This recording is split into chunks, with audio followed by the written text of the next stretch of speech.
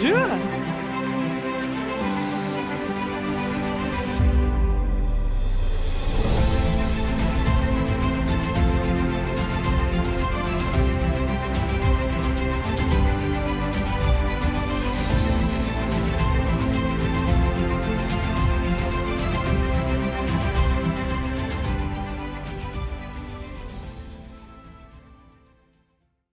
Bonjour. Alors, journée du 13 mai, il fait beau, le printemps est là. Et puis, quand on dit le printemps, on parle aussi de légumes, de produits du terroir. Alors, qu'est-ce que vous proposez finalement lors de cette journée?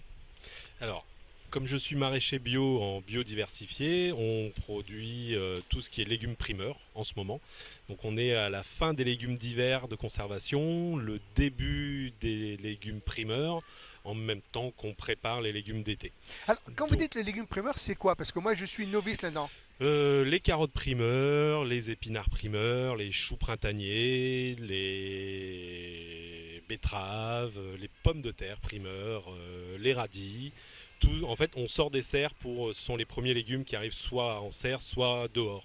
Alors, quand vous parlez d'une culture bio, quelle est pour vous la signification de cette culture bio? C'est une culture où on met rien. On met que ce qu'on peut trouver naturellement. Bien sûr, il y a des engrais, bien sûr, mais ce sont des engrais issus du bio, c'est-à-dire que c'est pas issu du chimique. Voilà. Et si on peut trouver avec différentes préparations, moi j'utilise un compost de lin par exemple. Voilà. C'est... Et tout est fait à la main, c'est-à-dire que je suis en toute petite surface, sur 3000 mètres carrés seulement, où je produis pour l'équivalent de 70 familles, donc on parle de parts, 40 parts à peu près Et, et par vous, semaine. et vous êtes nombreux à travailler Je suis tout seul. tout seul, tout seul. Donc, Je suis tout seul. finalement, Je ça peut. n'ai pas de tracteur, j'ai que des outils manuels, un motoculteur un peu développé et c'est tout. Alors, est-ce que pour vous aujourd'hui, la façon dont vous travaillez pour d'autres agriculteurs, est-ce qu'ils ne vous prennent pas un peu pour quelqu'un de hors norme finalement, quelqu'un qui serait un peu resté un peu au Alors, Moyen Âge quoi? même chez les maraîchers bio, je suis entre les deux. C'est-à-dire que oui, puisque je fais aussi de l'accueil à la ferme avec un gîte à la ferme, je suis labellisé Bienvenue à la ferme pour justement parler de mon métier, accueillir des classes, des gens, des personnes qui veulent venir en vacances, découvrir aussi. Et en fait, ce qui est hors norme, c'est toujours une question de production. C'est-à-dire que quand je me suis installé, j'ai eu des problématiques parce qu'on ne comprenait pas financièrement comment je pouvais m'en sortir avec un si peu en fait. Sauf que suffit de ne pas être gourmand et de vivre naturellement et normalement. Et sur petite surface, on arrive très bien à produire beaucoup. Ça s'appelle le bio-intensif justement. Où ben, par contre il y a certains légumes qui disparaissent, c'est-à-dire que les pommes de terre de conservation, tout ce qui prend beaucoup de place et ce qui est très long en terre, on ne le produit pas. On produit que des légumes à variété rapide. Tout à l'heure vous avez parlé de gîte. Est-ce que quand les gens viennent vous voir au sein de votre gîte, est-ce que vous les initiez justement à cette culture, à ce rapport à la terre, à ce Ça travail? leur est proposé. C'est un gîte qui est situé vraiment au milieu de la verdure, hein, donc il y a calme, il n'y a pas de télévision, il n'y a pas de DVD, il y a à peine, il n'y a même pas d'internet, c'est juste la 4G qui passe comme ça.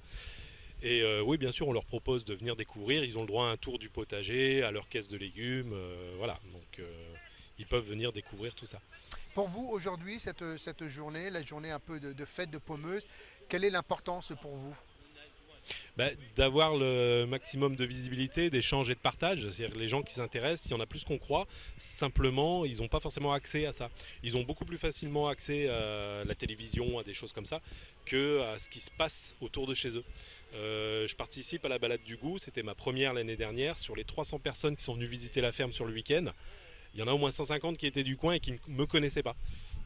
Parce que voilà, on n'a pas... Est-ce que c'est par manque de communication ou d'intérêt des personnes elles-mêmes pour ce genre de choses? Je ne sais pas. Si toutefois les gens souhaitent justement vous découvrir, vous rencontrer, est-ce que vous avez un mail, une adresse Alors postale? on a une page Facebook qui est le potager des Miras. Il faut trouver le plus loin potager, plus loin des, plus loin Mira à Sablonnières. Voilà, on doit me trouver sur Bienvenue à la ferme et sur Facebook sans problème.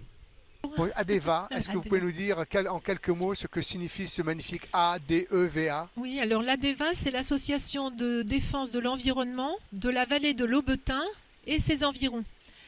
Et c'est une association qui a été créée en 1991. En une semaine de temps, elle avait 1000 adhérents. C'était à cause du contournement routier de Coulommiers qui était déjà en projet à l'époque. Et donc après, on s'est occupé d'autres choses. Il y a eu pas mal de bagarres. Bon, les dernières en date, c'est celle contre les gaz de schiste, où on a participé au mouvement contre. Et là, j'espère que ça va pas redémarrer ce problème. On travaille en permanence sur la promotion du parc naturel régional, qu'on aimerait bien voir aboutir. C'est très très lent et on se demande pourquoi c'est si lent. Et puis là, récemment, depuis 2 ans, on a travaillé de nouveau sur le contournement de Coulommiers avec le collectif contre le contournement de Coulommiers par Pommeuse, qui est, je pense, bien connu par vous-même.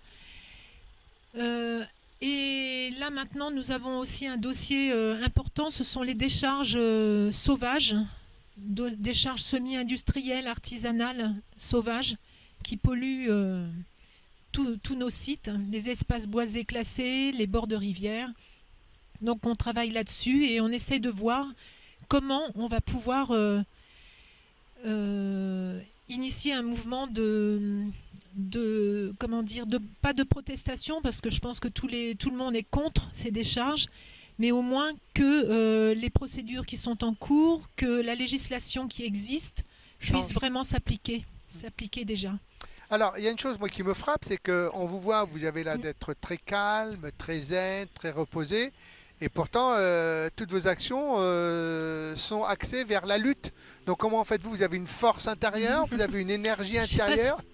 Je ne sais pas si c'est la lutte, mais on aimerait bien aussi beaucoup sensibiliser, parce qu'on pense qu'il y a un gros travail à faire de ce côté-là.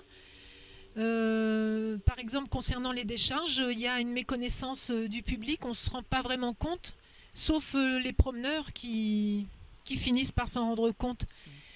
Mais le calme, comment dire? Oui, nous luttons. Il y a des moments où on se dit, on est toujours contre quelque chose, mais là, on est pour le parc naturel régional et on voudrait qu'il avance. Donc voilà. Vous n'avez pas également de prévention ou est-ce que vous faites également des actions au sein des écoles? Est-ce que vous intervenez? Alors, pour le moment, nous n'intervenons pas auprès des écoles. On aimerait bien le faire, mais il faut vraiment enrichir notre équipe. Il faut vraiment qu'on ait du temps parce qu'il faut préparer tout ça. Par contre, on travaille en collaboration avec une association qui fait ça. C'est l'association Renard, qui est assez connue. Donc on a des partenariats. On travaille avec FNE 77, qui fait aussi beaucoup d'animations dans les écoles. Donc c'est vrai que nous, on va peut-être pas s'engager dans quelque chose qui nous demande beaucoup de temps et qu'on ferait beaucoup moins bien que des associations du secteur qui y travaillent déjà. Voilà. Pendant les prochains mois qui vont arriver, est-ce qu'il y a d'autres luttes en perspective ou vous allez prendre un peu de repos quand même? Le repos, en fait, je pense qu'il faut constamment être surveiller sa casserole de lait, si on peut dire. Et là, les décharges, le PNR, c'est déjà quelque chose de très important. On voudrait aussi sensibiliser sur la méthanisation. Qu'est-ce que c'est? Est-ce que c'est pas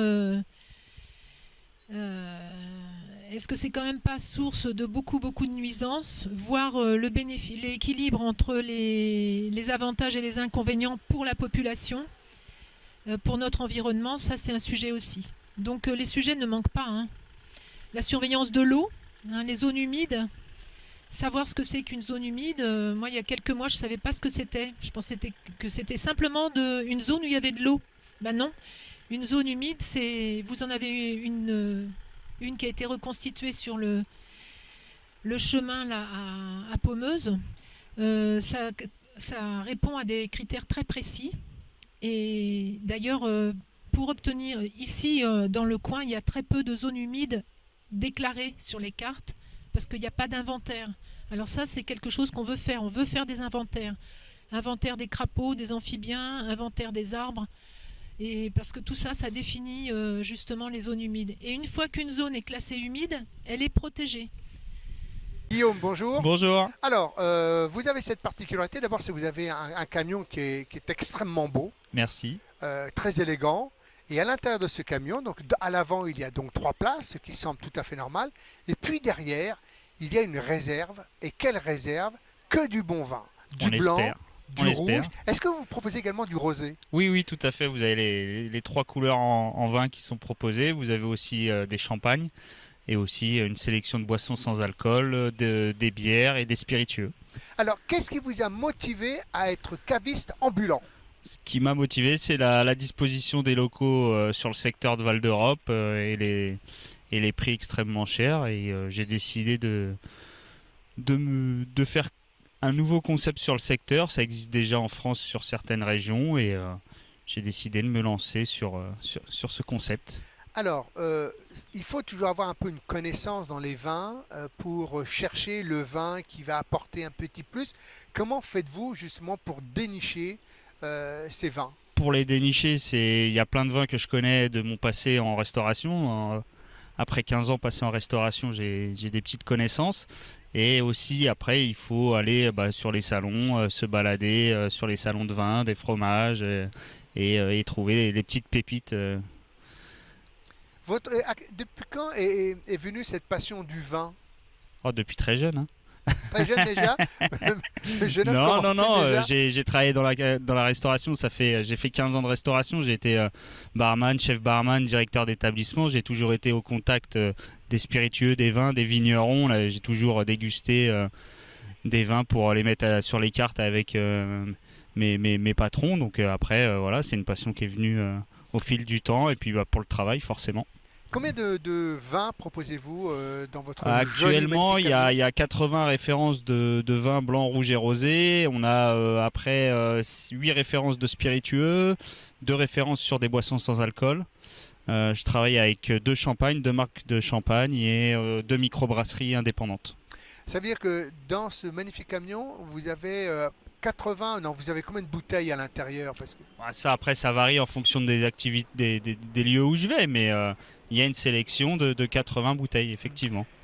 Quand vous venez, par exemple, quand vous venez ici à Pommeuse, est-ce qu'il vous arrive de faire des dégustations? Oui, tout à fait. bien sûr. L'idée, c'est de faire des dégustations, proposer des vins au verre.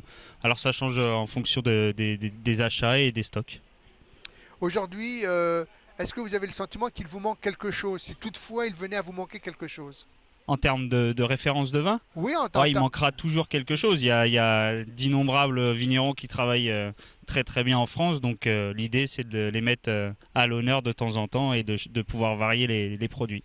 Alors aujourd'hui, rapidement, toujours avec beaucoup de modération, allez, disons 3 marques de vin, un blanc, un rosé, un rouge et puis un champagne. Allez. Un champagne, vous avez la maison Gerbeau qui est à Croûte-sur-Marne, un producteur récoltant qui travaille très bien. Ensuite, on peut partir sur la maison Philippe Le Hardy en Bourgogne, en rouge ou en blanc. Et en rosé, vous avez la maison Plémont qui font des très bons rosés en AOC Saint-Mont.